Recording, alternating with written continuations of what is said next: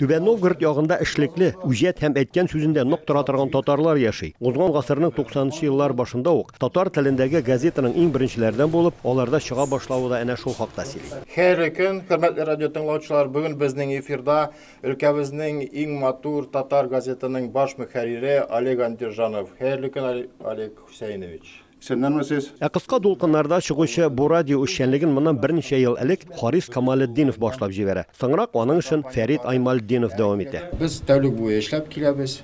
Казаннан без алабыз контент. Аннан үзебез дә инде көнгә 2 сәгать программалар чыгарабыз. Сиргач татар радиосында бүген 6 хезмәткәр эшли. Ил, дөнья яңалыкларын интернет аша җыйсалар, татар дөньясы тормышы, төбәк һәм район хәбәрләрен Бөтендөнья татар конгрессы сайтыннан һәм Тугания газетасыннан алалар. Чыга инде бездә программалар, хәбәрләр.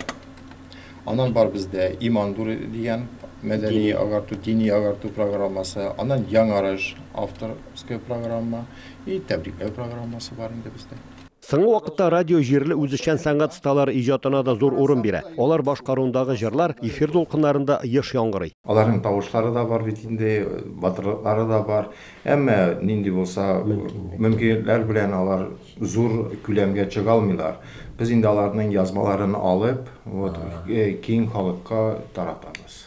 Сиргач татар радиосын баштагы елларда районда яшәүчеләр генә тыңлый алса, бүген аның географиясе шактый киңәйгән. Безнең радионың вещаниясы барлык авылларда да эшләп килә дә. Безнең өлкәдә 34 татар авылы, һәр авылда безнең дулкын ишетелә.